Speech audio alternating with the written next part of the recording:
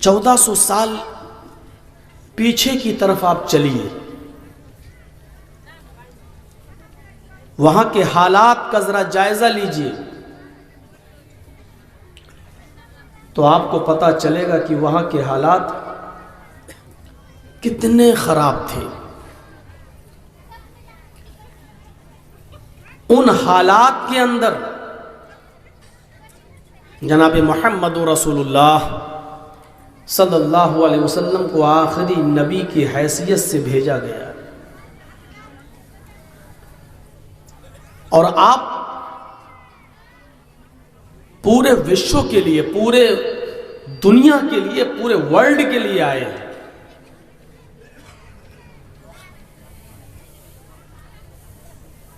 ہم جائزہ لیں کہ جس مقصد کے لیے نبی کو بھیجا گیا تھا اور آپ اس مقصد میں کامیاب ہوئے، 1400 سال کے بعد کیا وہ حالات پھر سے،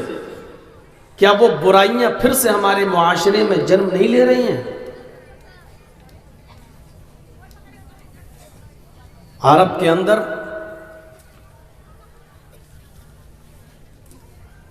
شراب عام تھی، جوا عام تھا،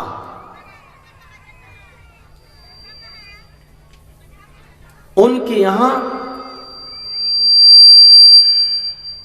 جو نکاح کا سسٹم تھا، آپ تعجب کریں گے کہ نکاح کا سسٹم بھی بڑا خراب تھا۔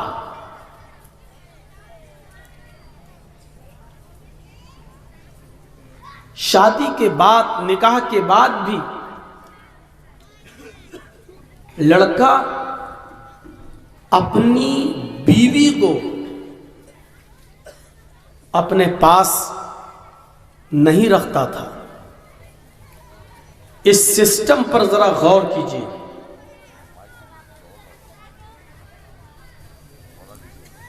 بخاری شریف کتاب النکاح جب آپ پڑھیں گے، اس چیپٹر کو آپ کھولیے گا تو اس میں زمانے جاہلیت کے نکاح ملیں گے آپ کو۔ ایک لڑکے نے کسی لڑکی سے شادی کی اور شادی کے بعد لڑکی کی ودا ہو کر، رخصتی ہو کر لڑکے کے گھر آئی، لیکن لڑکا اس لڑکی کے ساتھ ملتا نہیں تھا، جبکہ نکاح کے بعد یہ اس کی وائف ہو گئی، اس کی بیوی ہو گئی، اس کی پتنی ہے، لیکن اس کے باوجود اس سے ملتا نہیں تھا، بلکہ اپنی بیوی کو اپنے کسی دوست کو سونپ دیتا تھا، اس کے ہینڈ اوور کر دیتا تھا، اس کو اس کے سپرد کر دیتا تھا، اور وہ اس کی بیوی کسی دوسرے لڑکے کے ساتھ اس وقت تک رہتی جب تک کہ اس دوسرے لڑکے سے اس کی بیوی کو حمل نہیں ٹھہر جائے، گربھ نہ رہ جائے، تب تک اس کی بیوی دوسرے لڑکے کے ساتھ رہتی۔ اور جب اس کو پتہ چلتا کہ ہماری بیوی کو جس کے پاس ہم نے بھیجا تھا اس سے حمل ٹھہر گیا ہے، گربھ رہ گیا ہے،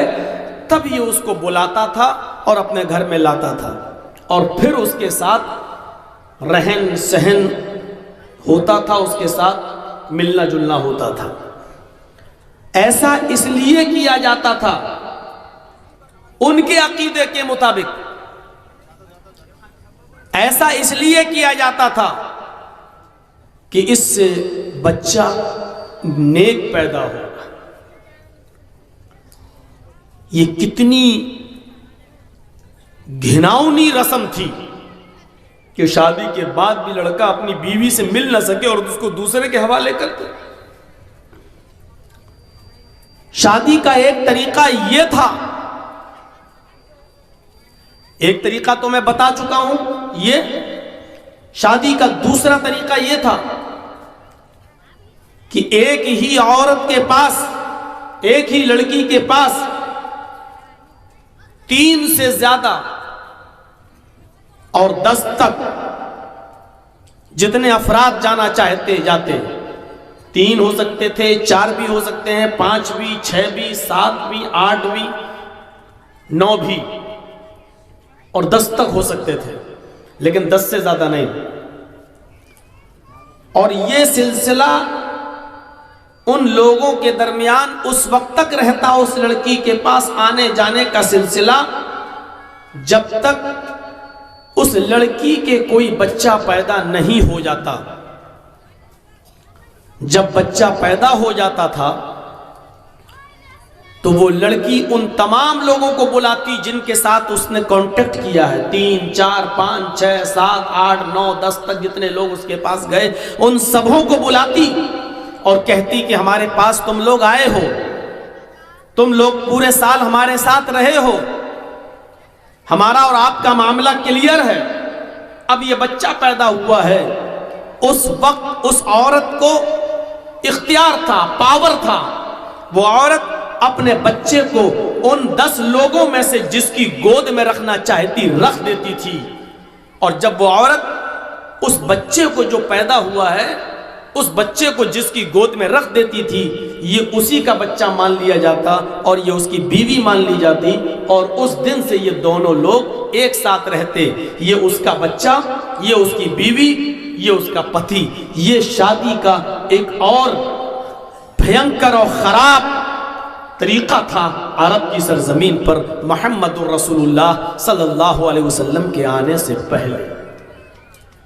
عرب کے اندر ایک تیسرا طریقہ اور تھا شادی کا۔ کچھ عورتیں اپنے گھروں پر ہری جھنڈی، گرین فلیگ لگا لیا کرتی تھی، ہری جھنڈیاں لگا لیا کرتی تھی، اور ہری جھنڈی کا مطلب یہ ہوتا تھا کہ اس عورت کے پاس جو بھی جانا چاہے چلا جائے، پورے سال تک یہ عورت کسی کو روکتی نہیں، چاہے 10 آدمی چاہیں، 20 جائیں، 50 جائیں، پورے سال جتنے بھی آدمی اس کے پاس جانا چاہتے جاتے، اس کے ساتھ ملتے، کانٹیکٹ میں رہتے، تعلق قائم کرتے، شاریرک سمبند بناتے، اور جب اس عورت کے بچہ پیدا ہوتا تو یہ سب کو بلاتی، جتنے لوگ اب تک اس عورت سے ملے ہیں، اس کے ساتھ شاریرک سمبند بنائے ہیں، سب کو بلاتی، چاہے وہ 50 ہوں، 60 ہوں، 70 ہوں، 100 ہوں، 150 ہوں، 200 ہوں، جتنے لوگ بھی اس کے ساتھ ملے ہیں، کانٹیکٹ کیے ہیں، وہ سب کو بلاتی اور سب کو آنا پڑتا۔ پھر خانہ کعبہ سے قیافہ شناس کو بلایا جاتا۔ قیافہ شناس کو ہم کیسے سمجھائیں آپ کو؟ قیافہ شناس ہوتا ہے جو شکل دیکھ کر پتہ لگاتا ہے کہ اس بچے کی شکل کس سے ملتی ہے۔ خانہ کعبہ میں جو قیافہ شناس بیٹھتا تھا اس کو بلایا جاتا اور وہ اس بچے کو دیکھتا جو اس عورت سے پیدا ہوا ہے، اور اس بچے کی شکل ان تمام لوگوں سے میچ کرتا۔ اس بچے کی شکل سب سے زیادہ جس آدمی کے قریب ہوتی، جس سے سب سے زیادہ ملتی جلتی، اس کو یہ گود میں ڈال دیتا اور یہ اسی کا بیٹا مان لیا جاتا اور یہ اس کی بیوی مان لی جاتی۔ یہ عرب کے اندر شادی کا ایک تیسرا طریقہ تھا۔ سوچئے کیسا واتاورن تھا اور کیسا ماحول تھا۔ ایسے ماحول میں اللہ رب العالمین نے جناب محمد رسول اللہ صلی اللہ علیہ وسلم کو مبعوث فرمایا، آپ کو پریشت کیا، آپ کو بھیجا کہ ان تمام قسم کے نکاحوں کو ختم کریے، اس میں عورت کی، استری کی کوئی ویلو نہیں ہے، اس میں کوئی اس کی عزت نہیں ہے،